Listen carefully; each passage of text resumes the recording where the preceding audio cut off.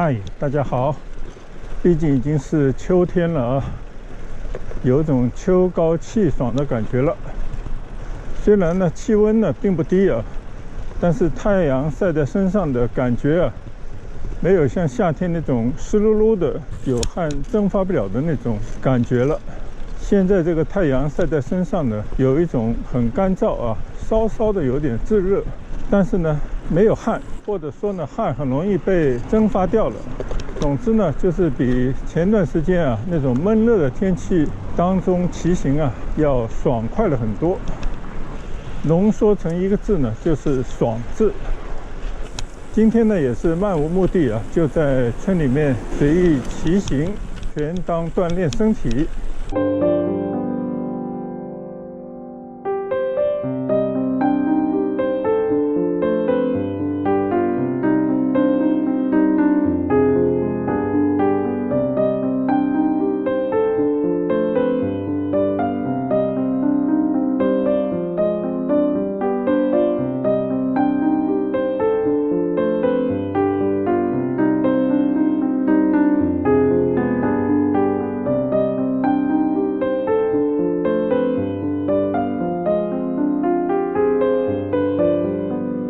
前一段时间啊，有一天黄昏时分，突然下了一阵暴雨。当时呢，我在家啊，虽然也听到了激烈的雨声，但是呢，也并不为意啊。直到当天晚上，有朋友呢就截了一些网上大家分享的水镇街的图片啊，其中就专门讲到了中村这一带，也就是祈福新村所在的地区啊，并且呢，那个水镇街的情况啊，很多车呢都在水里抛锚。其中呢有一张图片，我就感觉特别熟悉，因为它写的祈福新村学校，而且对面的那些楼房啊，因为我经常在村里骑行呢，感觉啊非常的熟悉。仔细一看呢，其实就是祈福新村的学校对面的海晴居的那些楼房啊。虽然呢水啊早已经消退了，但是我今天呢特地还是骑到海晴居这边过来看一看啊。我就发现海晴居外面人造的那个小河，原本呢在不下雨的时候啊，或者下小雨的时候呢，水位都很低啊，显示的呢是蓝蓝的那种像一个泳池的底一样的这种颜色，也算是小小的一个水景吧。现在看到的呢，就是已经通过置换清水啊，把那些积的雨水啊都清出来。因为前几天呢，这里都已经是积满了雨水。我看前面的一些工人呢，还在不断的抽水啊，有一些这还是积得满满的雨水啊。现在你看，还都在抽取积的雨水，然后呢，可能再放一些清水进去啊。对面呢，就是祈福的另外一间学校啊，孩子们都在操场上做体育运动，上体育课吧。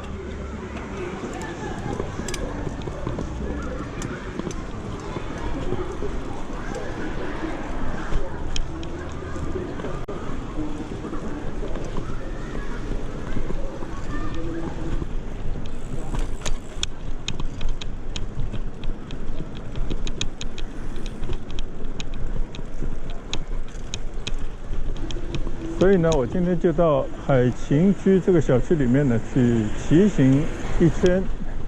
现在呢就骑到海晴居里面啊。我不知道这个小区是什么时候建的，应该比我住的那些小区呢还是要稍微的新一些啊。但是一看呢也是有相当的年头了，看来呢也是一个非常成熟的小区。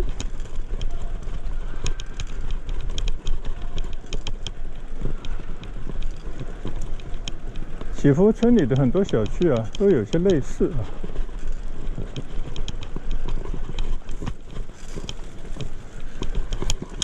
像这样的楼房，应该不超过6层吧，刚好是6层啊。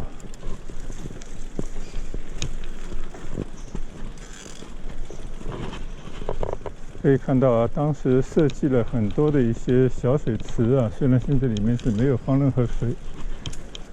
变成了一种枯山水的感觉。但是整体上啊，这边的这些装点啊，像一些公园的样子啊。哦，这里到头了。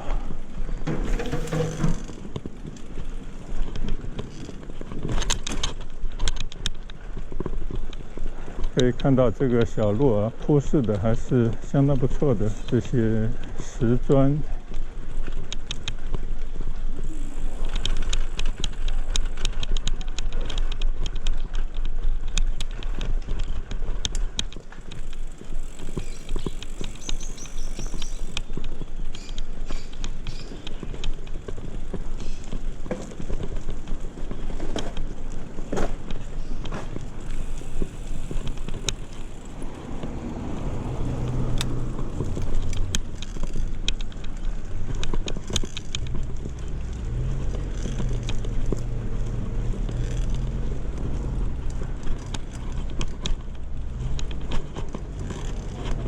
幸好这条村内的小街道啊还比较开阔，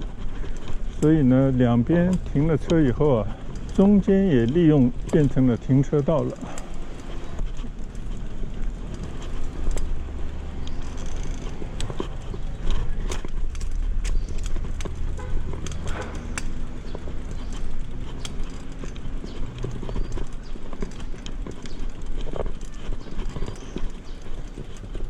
虽然呢，祈福新村并不是什么高级的住宅区啊，从这些楼跟楼之间的间距啊，还有本身呢就不是一个高层的住宅，所以相对而言呢，这边还是密度比较低，绿化比较好，而且呢，远离那些外面的大街道啊，相对呢也比较安静，还是一个比较宜居的小区啊。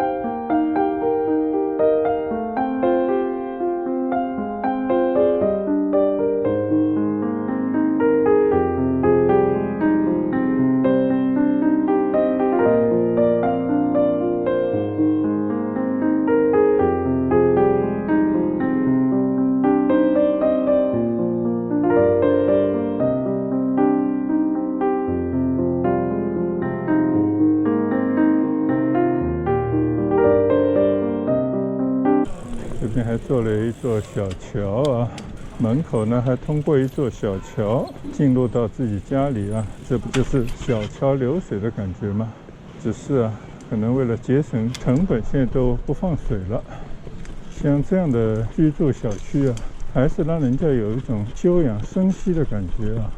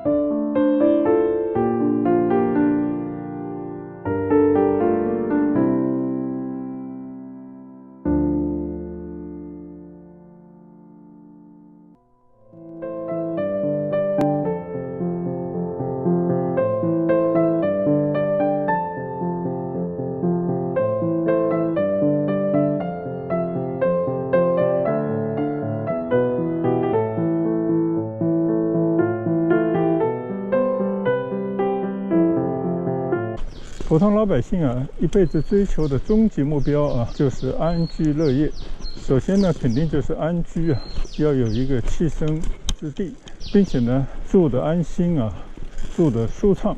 每天呢，日出而作啊，当然不是说太阳升起就马上要出去劳作，而是吃了早饭以后啊，要赶着去上班。因为呢，有自己的家。所以呢，下了班以后啊，肯定都是迫不及待的，尽快回到自己的安乐窝。所以今天呢，就是来到这个海晴居这个小区里面啊，在人家的家的附近呢，休闲的骑行一番。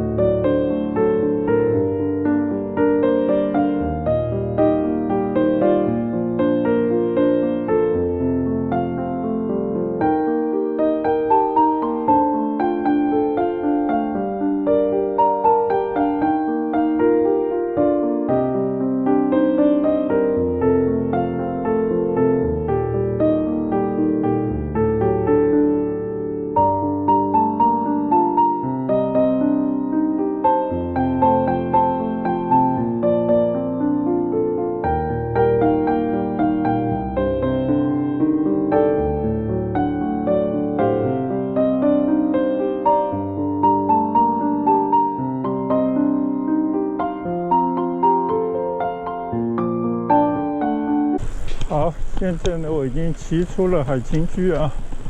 我自己在祈福新村住了那么多年啊，好像从来没听说过水正街这种情况发生啊。整体上来讲呢，祈福新村呢是坐落在一个有坡度的一块地上啊，它处于中村相对还算比较高的一个坡上，所以呢，有雨水呢可能都向更低洼的地方流去啊。比方说上次这个水正街的时候啊，中村牌坊附近啊，那边呢可能相对比较低洼的地方，变成了一片泽国，看到很多车呢在那边抛锚。因为平时呢我们那边去的也比较少，所以我一直有这种感觉，就是祈福这边呢，不知道是因为地理的关系，还是它排水的那些沟渠做得比较好，所以从来没有水正街之忧。我们车停在马路上也好，行驶在村内的道路上也罢，根本就不用担心啊，因为太多的水没法行走。谁知道呢？前几天啊，水还淹到了祈福新村，就是刚刚我走过的海琴居那边啊。不知道这个小区建设时候起这个名字，是不是因为本身就比较低洼，还是呢当时他起这个房子啊，四周每栋楼的四周呢都弄成了有环绕的流水啊、小桥这样的这种景致，把它称之为海琴居啊。就不得而知到底它是一个出于什么样的一个理由。结果呢，就应验了这个海琴居啊，就是多水的地方啊，所以以后下大雨的时候呢，那个地方有可能会成为我们祈福水正街的一个黑点。现在可能因为各种公事啊搞得太多了啊，这个街道的各种排水的管道呢，可能有些呢老化堵塞，还有一些呢因为道路在施工，可能临时呢做了某些调整，要不就是更换新的排水的管道。所以呢，只要一下大雨啊，广州市各个地方啊，番禺更是如此。很多地方呢，下雨只要下个大概1-2个小时啊，立马就变成了很多路段就没法汽车通行，甚至呢就会造成一个汽车抛锚熄火。特别是某一些品牌的车系防水的功能不佳啊，水呢容易从这个排气管啊逆流去到发动机啊，就会造成发动机的损坏。更有甚者呢，附近的一些小区的地下停车场有可能整个都会被淹掉，那就让整部车呢泡在水里啊，那这个就是悲惨了。我前1-2天在怡湖湾那边骑行的时候呢，看到怡湖湾那边的地下停车场啊，都是一个封闭的状态，就是怕这个水啊有可能会淹到地下室去。广东人爱水啊，水为财，但是呢水可载舟也能覆舟啊，太多了有时也会带来烦恼。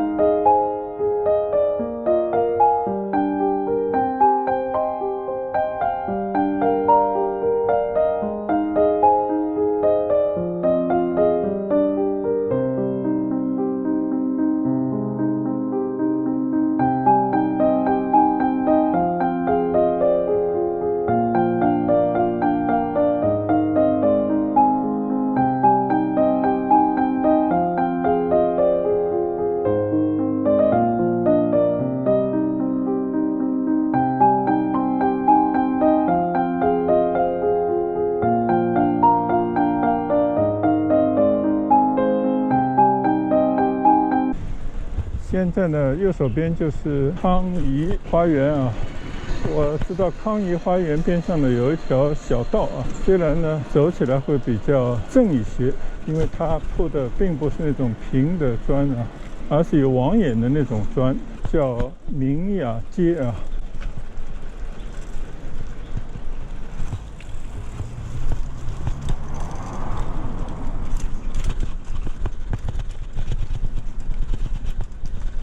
但是呢，这条街非常的幽静啊，是一条非常适合散步的林荫小道。所以今天呢，我想去到这边来挑战一下啊。以前呢，曾经用旧的GoPro相机拍过一次在这边，结果呢，因为镜头的手动啊，眼前拍到的这些景色惨不忍睹，所以呢，我也是换了一台相机，今天再来拍拍看啊，在这条适合行走的道路上，缓慢的骑行向前。这边呢，泾渭分明啊，右手边这个围墙里面呢，就是康怡雅园的别墅的小院子，左手边呢就是一个小公园啊，应该是一个小山坡，上面呢其实也有住宅的高楼。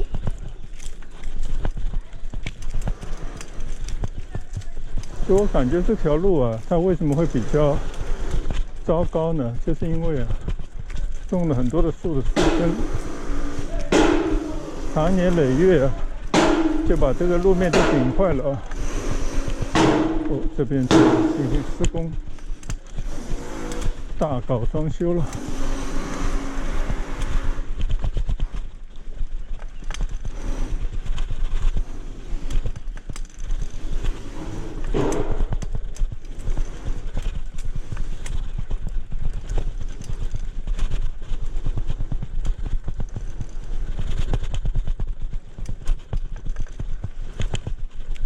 右手边的一些独立屋呢，都有一些比较大的后院，有一些呢都已经装点不错啊，假山、池塘、休闲的设施、遮阳棚等等。你看这一家一个很大的鱼缸，里面有很多的锦鲤啊，非常不错。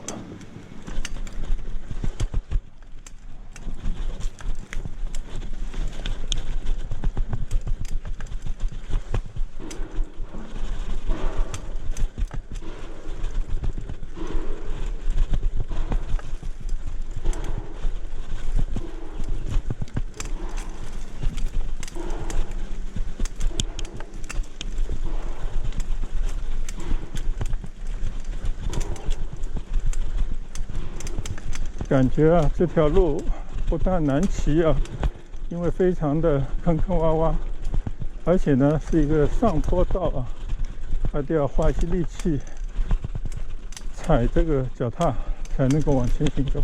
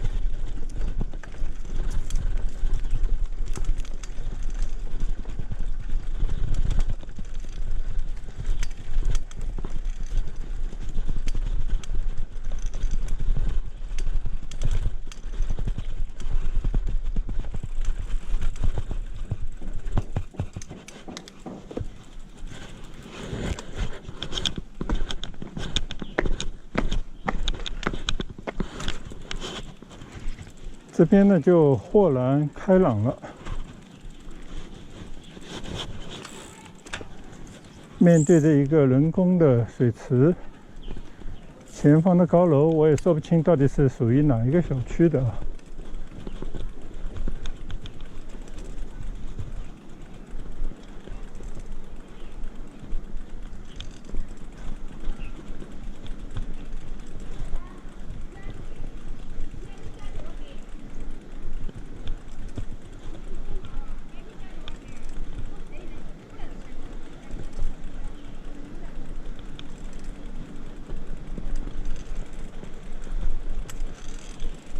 走的。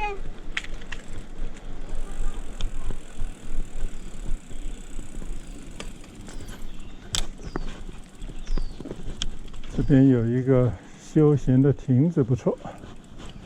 我们来回望一下啊，这个水池。但是这个水池最近的话，看到有些脏啊，没有得到及时的清理。但这个地方不错啊，围着这个池子呢，边上有不少的楼房。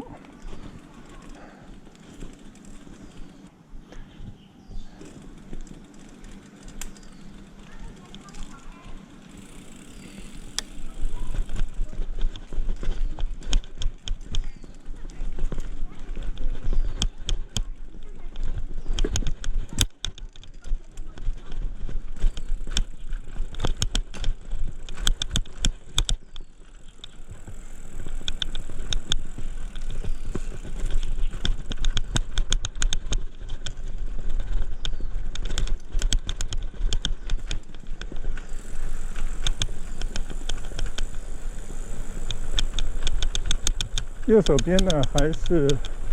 海琴区的房子啊，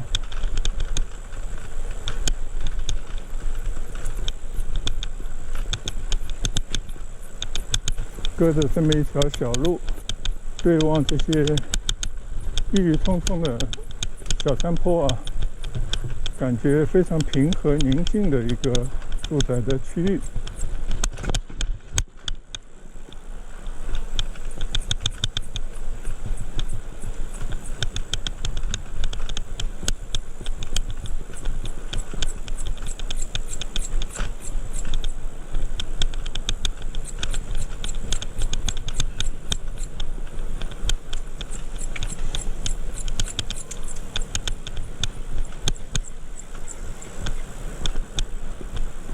看来呢，这里有一条小路可以通到外面。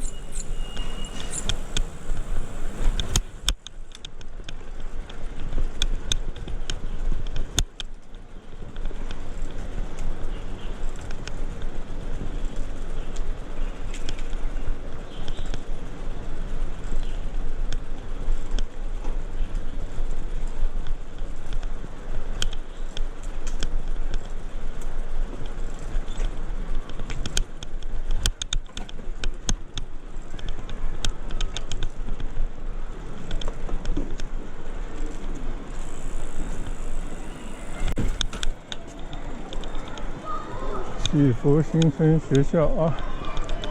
又转回到了海琴区的正门了。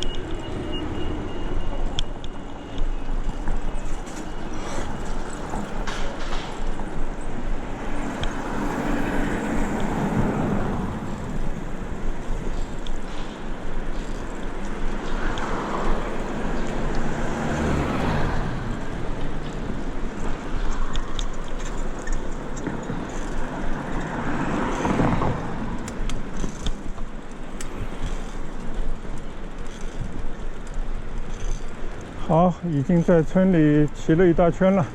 今天呢，只是转了一个角，就是到了海晴居啊，也是祈福新村另外一个学校的对门。进到里面呢，去闲逛了一圈，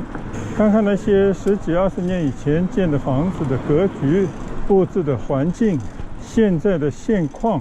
整体感觉呢，还是有一些没有保持住的地方。比方说家门前的小桥流水啊，那个水就不见了，反而呢是下了一场大雨啊。让这个门口的那些人工的溪流呢，积满了这些看上去比较浑浊的河水。工人们呢，正在用抽水机把这些脏水呢抽出来，再把干净的水呢置换进去啊。但不管怎么说，整体的氛围还是不错的。首先呢，房子不是很高，楼跟楼之间的间距呢也比较开阔，居住的密度呢不是那么高。拥有的人均的绿地倒是不少，所以老百姓呢，如果只是过一个普通人家的生活，还是相当不错的，就是有家的一种感觉。应该呢不会有那种市中心望着万家灯火蒸蒸日上自己呢也想要节节高的那种急迫的心情所以在这样的一种小区里头生活呢，相对比较平和，可能会有些保守，但是呢就可以踏踏实实的过日子很多人呢，在这么一个屋村里面，就是依靠着这样的一个环境大家呢养儿育女，等待着孩子们成长，等待着自己退休的那一天，周而复始的重复着，虽然平淡但是也很快乐的每一天。我觉得这也就是生活的本真吧。那今天呢，在屋村里面骑行慢聊就到这边结束，也希望大家呢都有平和美好的一天。谢谢大家的观赏，我们下次见，拜拜。